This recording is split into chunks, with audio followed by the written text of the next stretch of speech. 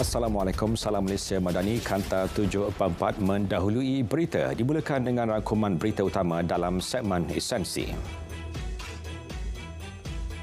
Skim gaji baru penjawat awam akan diumumkan sebelum hujung tahun depan. Perkara itu dimaklumkan Perdana Menteri semasa merasmikan Majlis Anugerah Inovasi Perdana Sektor Awam EPSA 2023. Sebelum ini, tiada kajian menyeluruh mengenai skim gaji penjawat awam dilakukan. Namun kerajaan ketika ini sedang melaksanakannya melalui kajian sistem saraan perkhidmatan awam. Sejumlah 30 hingga 40 juta ringgit diperuntukkan bagi penjawat awam muda menjalani latihan dan kursus khas dalam bidang teknologi baharu yang meliputi bidang kecerdasan buatan AI dan transisi tenaga. Menurut Perdana Menteri, langkah tersebut antara usaha bagi meningkatkan keupayaan penjawat awam sekaligus mengurangkan kebergantungan kepada syarikat swasta dalam bidang teknologi. Perdana Menteri memutuskan untuk menghadiri Minggu Pemimpin Ekonomi Kerjasama Ekonomi Asia Pasifik APEC 2023 di San Francisco, Amerika Syarikat. Keputusan menyertai persidangan itu, kata Perdana Menteri, bagi menjaga kepentingan negara dari pelbagai sudut hubungan diplomatik, keselamatan dan ekonomi. Beliau turut menegaskan tidak akan berganjak dalam mempertahankan keadilan dan perjuangan rakyat Palestin. Liputan rangkaian 5G di seluruh negara mencapai 73% dan disifatkan berada pada landasannya.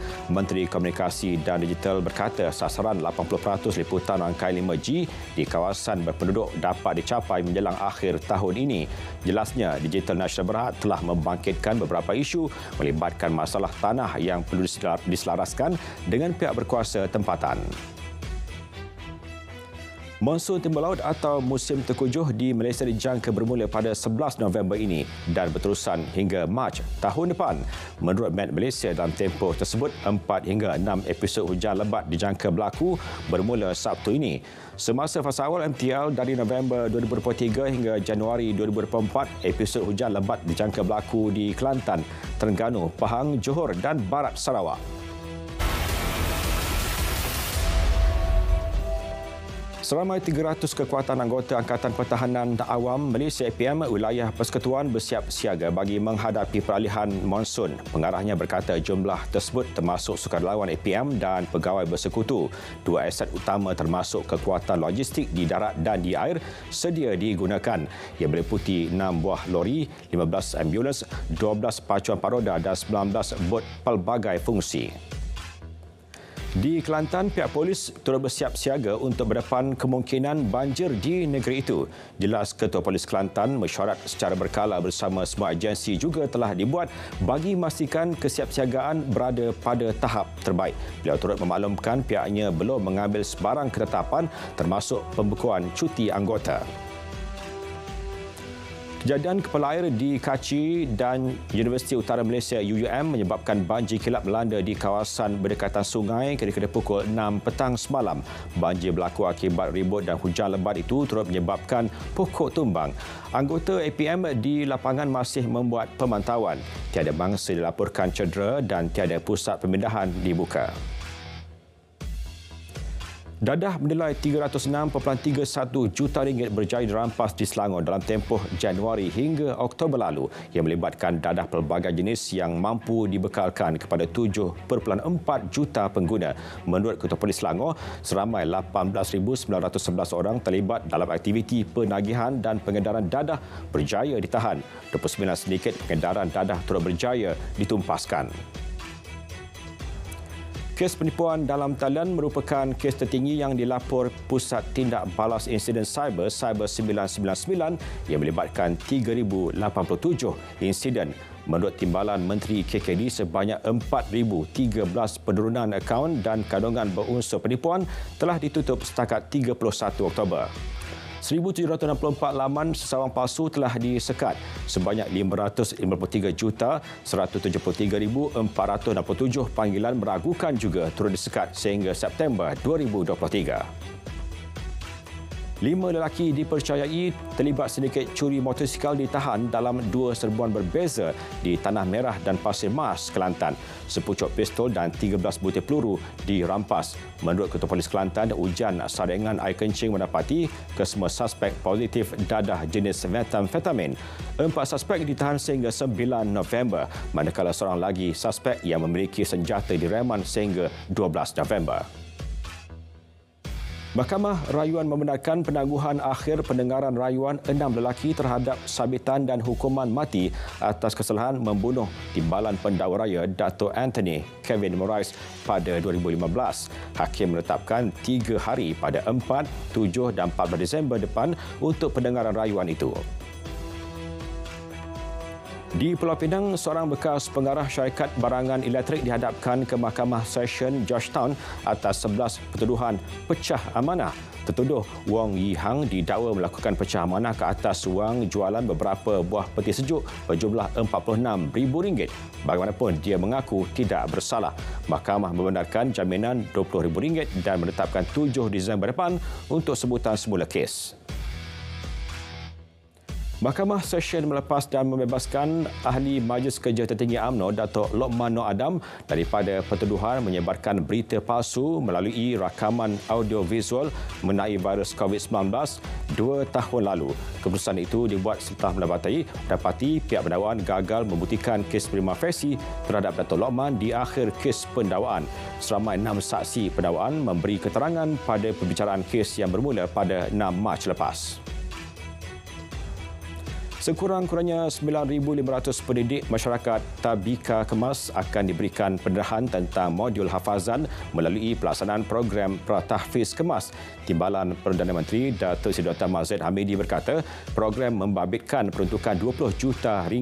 Modul menyasarkan penglibatan sekurang-kurangnya 1,500 orang kanak-kanak mampu membaca dan menghafaz sehingga surah Ad-Duha menjelang akhir sesi persekolahan 2023.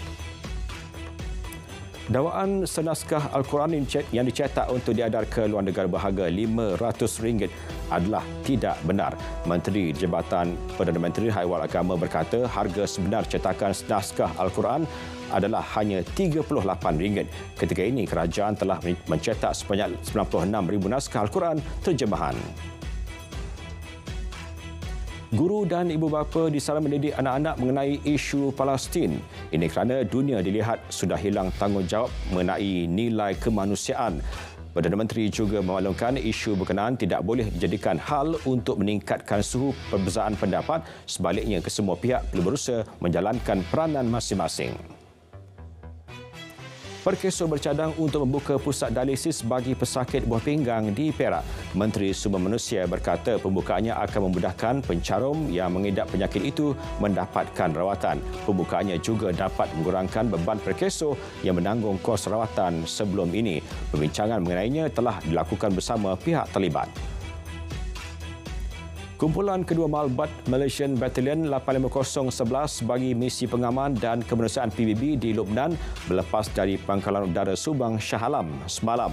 Kumpulan kedua itu terdiri daripada 16 pegawai dan 193 anggota Angkatan Tentera Malaysia serta 7 anggota dari Angkatan Bersenjata Diraja Brunei. Penugasan kali ini dilihat lebih mencabar ekoran konflik Israel-Palestin. Menteri Komunikasi dan Digital menyahut saranan Ketua Pusurujaya SPRM untuk menekankan amalan integriti serta melakukan penambahbaikan dalam jabatan dan agensi di bawah kementeriannya. Ia boleh dibuat terutamanya menerusi proses yang bersifat digital dan elektronik dengan mengurangkan tempoh serta kos pelaksanaannya. Terdahulu, KKD disarankan untuk lihat semula tata cara kerja dalam usaha meningkatkan kecekapan dan integriti.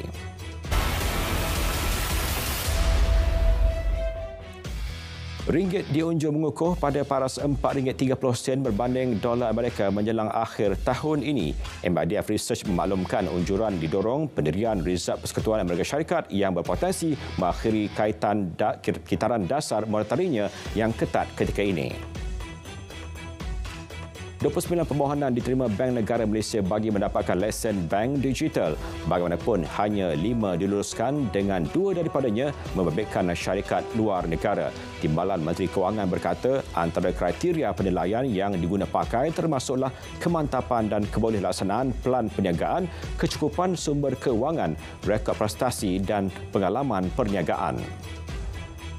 18 juta pelancong ke Malaysia disasar menjelang akhir tahun ini yang dijangka akan menghasilkan pendapatan sebanyak 49.2 bilion ringgit. Bagi tahun lalu Malaysia 2026 pula, seramai 26.1 juta pelancong asing disasarkan. Justru promosi dipergiat Kementerian Pelancongan Seni dan Budaya Malaysia, antaranya dengan menyertai di World Travel Market WTM 2023 di London. Daerah pengerang di Kota Tinggi Johor bakal menerima lonjakan permintaan global terhadap perkhidmatan kejuruteraan dan fabrikasi menerusi pelaburan 250 juta ringgit yang dijangka beroperasi pada tahun 2025 dengan 500 peluang pekerjaan ditawarkan. Kemudahan baharu ini menyokong pertumbuhan keseluruhan pengerang untuk terus menjadi destinasi pelaburan pilihan. Ketidakseimbangan antara bekalan dan permintaan merupakan antara cabaran yang dihadapi industri lada dunia. Menurut Timbalan Perdana Menteri Datuk Seri Fadilah Yusof, jurang itu memberi tekanan ketara terhadap harga dan penanaman lada di pelbagai wilayah dan kawasan. Pengeluaran lada global pada 2022 mencecah 537,000 tan, susut daripada 548,000 tan yang direkodkan pada tahun sebelumnya. Pro 2 menyemak semula sasaran jualannya tahun ini kepada 325,000 unit kenderaan berbanding sasaran awal 314,000 unit. Jumlah sasaran pengeluaran juga dinaikkan kepada 338,000 unit daripada sasaran 330,000 unit ditetapkan Januari lalu. Tindakan itu didorong bekalan komponen yang bertambah baik daripada vendor otomotif selain permintaan yang memberangsangkan. Gas Malaysia Berhad memperuntukkan pembelanjaan modal capex sehingga 1.4 bilion ringgit yang bagi membina rangkaian paip gas sepanjang 800 km di semenanjung Malaysia dalam tempoh 5 tahun akan datang. Walaupun tenaga boleh baru mula digunakan, namun gas asli masih relevan susulan bahan api itu mengeluarkan karbon dioksida lebih rendah berbanding bahan api fosil lain.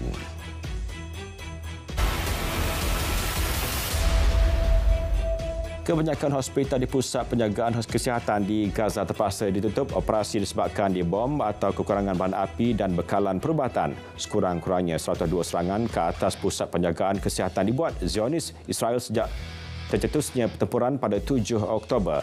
WHO berkata serangan itu diakibatkan kerosakan pada 39 kemudahan dan menjejaskan 31 ambulans. 18 hospital masih beroperasi namun dalam keadaan kekurangan bekalan. Sementara itu, Kementerian Luar Indonesia ditegaskan hospital Indonesia di utara Gaza merupakan kemudahan untuk tujuan kemanusiaan. Jurucakap Kementerian berkata kemudahan dibina menggunakan dana amal Indonesia bagi memenuhi keperluan perubatan untuk penduduk Palestin. Kenyataan dibuat sebagai respon kepada dakwaan IDF bahawa Hamas menggunakan hospital di Gaza termasuk hospital Indonesia untuk operasi bawah tanah. Selain orang awam termasuk kanak-kanak, wartawan yang membuat liputan berita terus jadi sasaran rejim Zionis. Seramai 35 wartawan telah terkorban dalam serangan ganas tentera Israel di Palestin. Di selatan Lubnan, 4 ahli keluarga wartawan Samir Ayub terbunuh dalam serangan udara Israel. Kesemua mangsa merupakan kakak dan 3 lagi cucu Samir berusia antara 10 hingga 14 tahun. Dalam pada itu, Perdana Menteri Israel setuju untuk hentikan seketika serangan bagi penghantaran bantuan dan pembebasan tembusan. Namun dia tetap berdegil dan enggan untuk terima cadangan gencatan senjata walaupun menerima tekanan dari komuniti antarabangsa. Presiden Joe Biden dilapor telah menghubungi sekutu rapatnya itu menerusi panggilan telefon bagi membincangkan isu berkenaan. Namun Netanyahu tetap dengan kesombongannya yang enggan bersetuju untuk melakukan gencatan senjata. Kabinet Thailand luluskan langkah untuk stabilkan harga beras termasuk sediakan pinjaman bagi membantu petani tangguhkan penjualan padi selama 5 bulan. Jurucakap kerajaan berkata langkah itu akan dilaksanakan sehingga akhir Februari depan. Kredit 12,000 baht diberi bagi setiap tan dan bayaran simpanan 1,500 baht setiap tan selama 5 bulan dengan sasaran 3 juta tan untuk tempoh sama.